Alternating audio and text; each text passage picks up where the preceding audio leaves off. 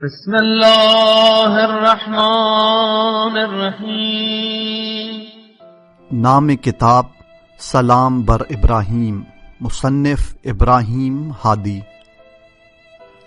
سال طباعت جنوری 2018۔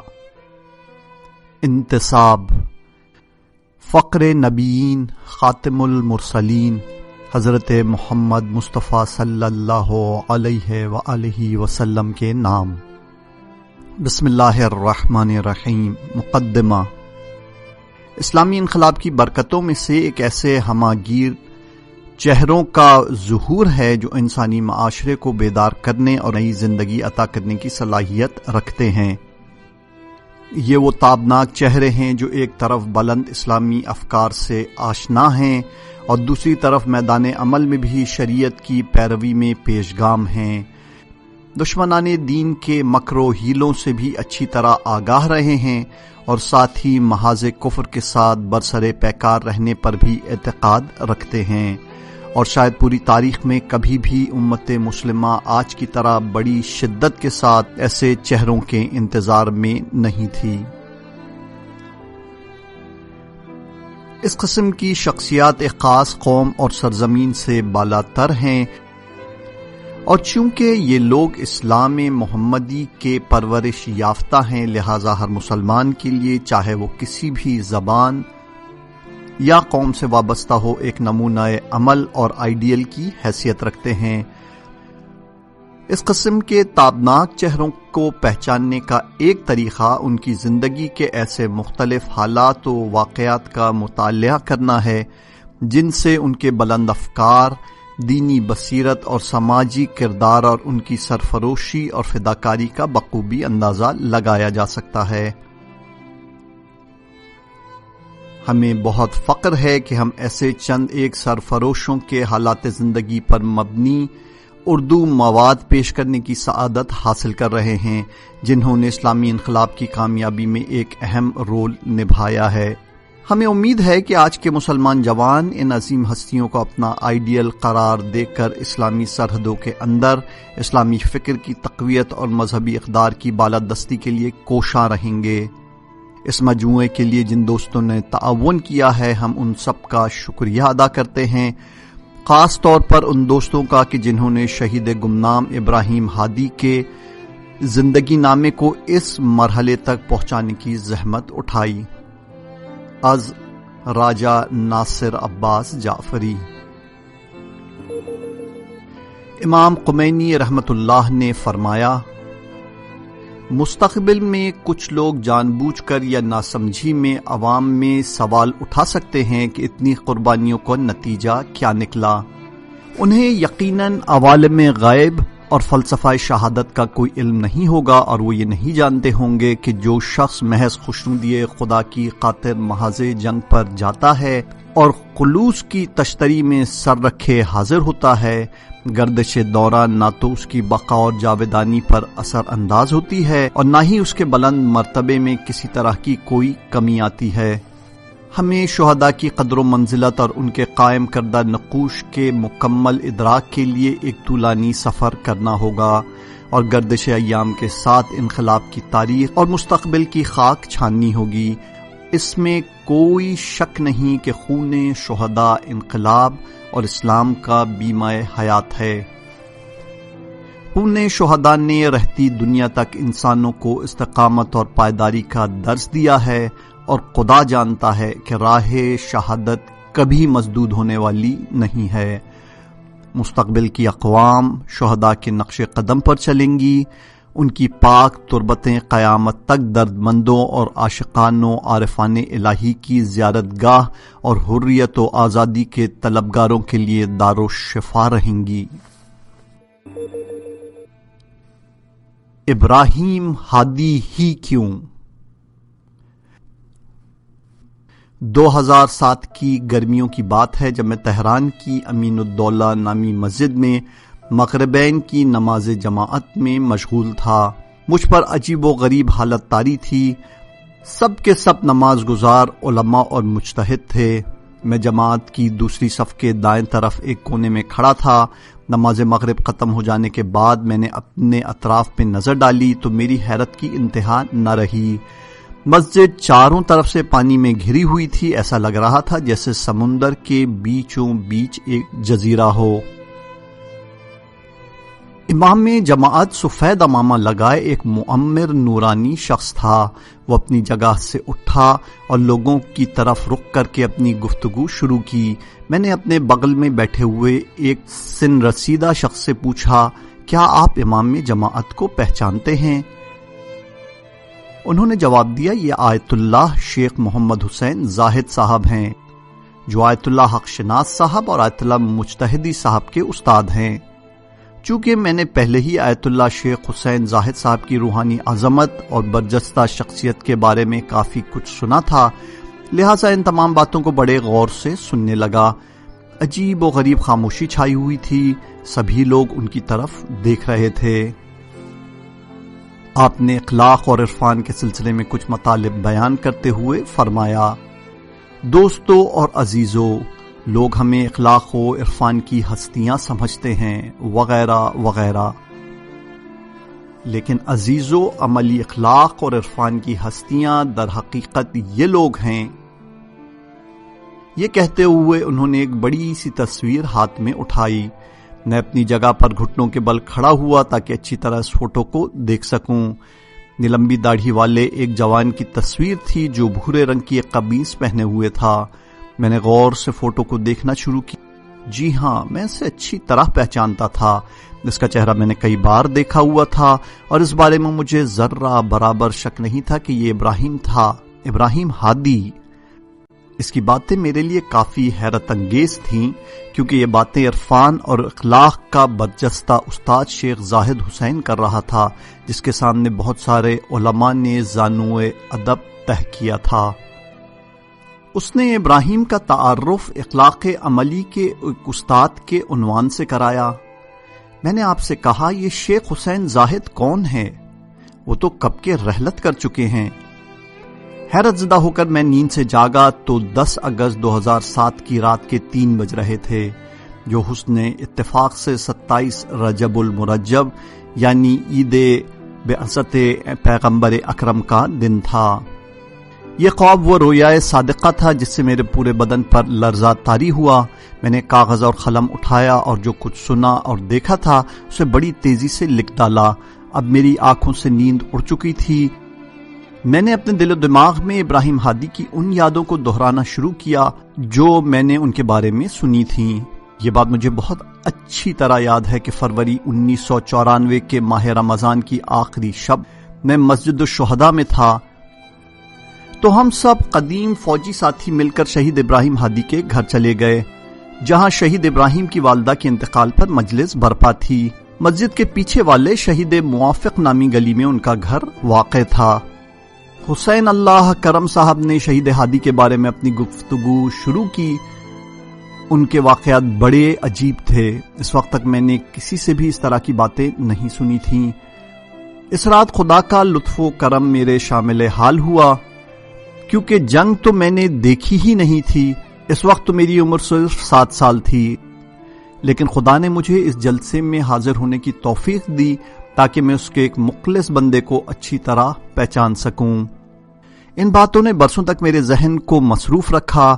یقین نہیں آ رہا تھا کہ ایک جوان نے اس قدر مارکہ آرائی دکھائی ہو اور پھر بھی وہ اتنا گمنام ہو۔ سب سے بڑی عجیب بات یہ ہے کہ اس نے خود ہی خدا سے گمنام رہنے کی دعا کی تھی۔ برسوں گزرنے کے بعد بھی اس کا جنازہ نہیں مل پایا تھا اور نہ ہی کوئی بات اس کے حوالے سے بیان ہوئی تھی۔ میں اپنی ساری کلاسوں میں اور سارے بچوں کو اس کے بارے میں بتاتا رہتا تھا۔ ابھی آذان صبح تک کافی وقت بچا تھا، میری آنکھوں سے نیند اڑ چکی تھی اور میں یہ جاننے کی سخت کوشش کر رہا تھا کہ شیخ زاہد صاحب نے ابراہیم کو اخلاق عملی کا مثالی نمونہ کیوں قرار دیا۔ دوسرے دن صبح کو شہر تہران کے قبرستان ابن بابویہ میں موجود شیخ حسن زاہد کی قبر پر چلا گیا۔ قبر پر لگے فریم میں فوٹو کو دیکھ کر اپنے خواب کے سچے ہونے پر پورا اطمینان حاصل ہو گیا۔ اب مجھے اس بات میں کوئی شک نہیں تھا کہ عارفوں کو پہاڑوں اور بیابانوں یا خانقاہوں کوٹھریوں میں نہیں بلکہ اپنے ارد گرد ڈھونڈنا چاہیے، کیونکہ یہ لوگ ہمارے پاس ہی اور ہم میں سے ہی ہیں۔ میں اسی دن شہید ہادی کے ایک دوست کے پاس چلا گیا اور اس سے شہید کے تمام قریبی دوستوں کا ٹیلی فون نمبر اور ایڈریس مانگا، کیونکہ میں یہ فیصلہ کر چکا تھا کہ مجھے ابراہیم کو پہلے سے بہتر اور مکمل طور پر جاننا ہے، اور اس سلسلے میں نے خدا سے بھی توفیق طلب کی۔ شاید یہ وہ رسالت اور ذمہ داری ہے جو حق تعالی نے اپنے مخلص بندوں کو پہچاننے کے لیے ہمارے کندھوں پر ڈال دی ہے۔ مختصر سوانح حیات۔ ابراہیم نے 21 اپریل 1957 کو تہران کے خراسان چوک کے نزدیک شہید سعیدی نام کے محلے میں آنکھیں کھولیں۔ یہ اپنے والدین کی چوتھی اولاد تھے، لیکن پھر بھی ان کے والد مشہدی محمد حسین انہیں کچھ زیادہ ہی چاہتے تھے۔ البتہ یہ بھی اپنے والد کے قدر شناس تھے، کیونکہ ان کے والد محترم نے ایک معمولی سی دکان چلا کر اپنی اولاد کی بہترین تربیت کر رکھی تھی۔ ابراہیم ابھی نوجوان ہی تھے کہ انہیں یتیمی کے تلخ تجربے سے گزرنا پڑا، اور یہیں سے انہوں نے عظیم لوگوں کی طرح زندگی جینا شروع کر دی۔ پرائمری اسکول کا زمانہ مدرسہ طالقانی میں اور ہائی اسکول کا زمانہ ابو ریحان اور کریم خان زادہ میں گزرا۔ 1976 میں لٹریسی میں انٹرمیڈیٹ کا امتحان پاس کیا، اور یہ وہی دن تھے جب انہوں نے غیر درسی یعنی سیلیبس سے ہٹ کر مطالعات کا سلسلہ شروع کیا۔ وحدت اسلامی نامی نوجوانوں کی تنظیم میں شمولیت اور علامہ محمد تقی جعفری جیسے بے مثال استاد کی شاگردی اور ہمراہی نے ابراہیم کی شخصیت کو نکھارنے میں کافی مؤثر کردار ادا کیا۔ اس نے اسلامی انقلاب کی کامیابی کے دوران اپنی شجاعت کے کافی نقوش چھوڑے۔ حصول علم کے ساتھ ساتھ وہ بازار تہران میں کام کاج میں بھی مشغول رہتا تھا۔ انقلاب کے بعد پہلے تو یہ محکمہ کھیل اور ورزش اور پھر ایجوکیشنل بورڈ میں تعینات رہا۔ ابراہیم فداکار استاد کی طرح ملک کے نوجوانوں کی تربیت میں مصروف ہو گیا۔ ابراہیم ایک ورزش کار جوان تھا۔ اس نے روایتی ورزش یعنی پہلوانی میں اپنے جوہر دکھانے شروع کر دیے۔ یہ والی بال اور کشتی میں بھی بے مثال شخص تھا۔ یہ کسی بھی میدان میں پیچھے نہیں ہٹا اور مرد کی طرح ڈٹا رہا۔ اس کی مردانگی کے جوہر بازی دراز اور گیلان غرب کی فلک بوس چوٹیوں سے لے کر جنوب کے تپتے اور جلتے ہوئے صحراؤں میں دیکھے جا سکتے ہیں۔ ان علاقوں میں ان کی مارکا آرائی کی داستانیں ابھی بھی اس کے فوجی ساتھیوں کے ذہنوں میں موجیں مار رہی ہیں۔ والفجر مقدماتی نامی آپریشن میں کمیل اور حنزلہ بٹالین کے فوجی جوانوں کے ہمراہ فقہ کی کھائیوں میں 5 دن تک ڈٹے رہے، لیکن ہتھیار نہیں۔ آخرکار 11 فروری 1983 کو اس نے باقی زندہ بچ جانے والے سارے فوجیوں کو پیچھے والے مورچوں کی طرف بھیج دیا اور خود یکا و تنہا اپنے رب پر بھروسہ کیا، اور پھر اس کے بعد اسے کسی نے نہیں دیکھا۔ وہ ہمیشہ خدا سے دعا کرتا تھا کہ وہ گمنام ہی رہے، کیونکہ گمنامی یاران الہی کی صفت ہے، اور خدا نے بھی اس کی یہ دعا مستجاب کر لی۔ ابراہیم برسوں تک فقہ میں غریب اور گمنام رہا، تاکہ راہیان نور کے لیے ایک سورج کی طرح چمکتا رہے۔ باپ کی شفقت۔ ابراہیم کے بھائی رضا ہادی بیان فرماتے ہیں، ہم لوگ تہران کے خراسان چوک کے نزدیک کرائے کے ایک چھوٹے سے گھر میں رہتے تھے۔ اپریل 1957 کے آخری ایام تھے۔ ہمارے والد پچھلے چند روز سے کافی خوشحال تھے، کیونکہ خدا نے کچھ ہی دن پہلے انہیں ایک چاند بیٹا عطا کیا تھا، جس پر وہ مسلسل خدا کا شکر ادا کر رہے تھے۔ اگرچہ اب گھر میں ایک بیٹی اور 3 بیٹے تھے، لیکن ہمارے والد اس نوزائیدہ بچے کی ولادت پر بہت زیادہ خوش تھے، اور کیوں نہ ہوتے کہ یہ بچہ بڑا پیارا اور خوبصورت تھا۔ انہوں نے اپنے بچے کا نام ابراہیم رکھا۔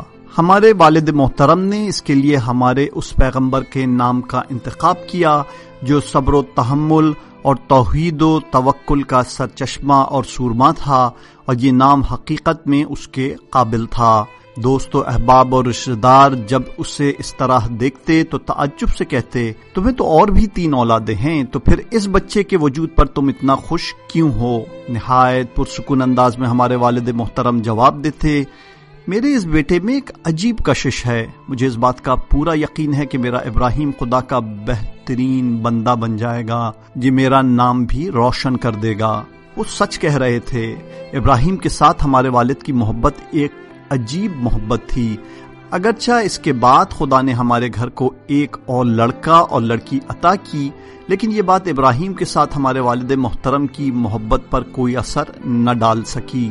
ابراہیم پرائمری اسکول کی پڑھائی کے لیے زیبا روڈ پہ واقع مدرسہ تلقانی چلا گیا. وہ ایک اچھے اخلاق کا مالک تھا. پرائمری اسکول کے دوران بھی اس کی نماز نہیں چھوٹتی تھی. ایک دوست سے اس نے انہی دنوں کہا تھا، میرے والد بہت اچھے انسان ہیں. انہوں نے آج تک کئی مرتبہ امام زمانہ اجل اللہ تعالی فرجہ الشریف کو خواب میں دیکھا ہے، اور جب وہ کربلا جانے کی بہت زیادہ آرزو کر رہے تھے تو پھر حضرت عباس کو خواب میں دیکھا جو ان سے ملنے آئے تھے اور ان کے ساتھ باتیں کی. 5ویں کلاس میں پڑھ رہے تھے تو اپنے دوستوں سے کہا کہ میرے والد کہتے ہیں کہ خمینی صاحب بہت اچھے انسان ہیں جنہیں شاہ ایران نے کئی سال سے جلا وطن کر رکھا ہے. یہاں تک کہ وہ کہتے ہیں ہم سب کو آقا کے دستورات پر عمل کرنا چاہیے کیونکہ ان کا حکم امام زمانہ کے حکم کے برابر ہے. دوستوں نے بھی اس سے کہا تھا کہ ابراہیم دوبارہ ایسی باتیں نہ کرنا ورنہ پرنسپل تمہیں اسکول سے نکال دیں گے. شاید ابراہیم کے دوستوں کے لیے باتیں عجیب و غریب تھیں، لیکن اسے اپنے باپ کی باتوں پر پورا یقین تھا. حلال کمائی.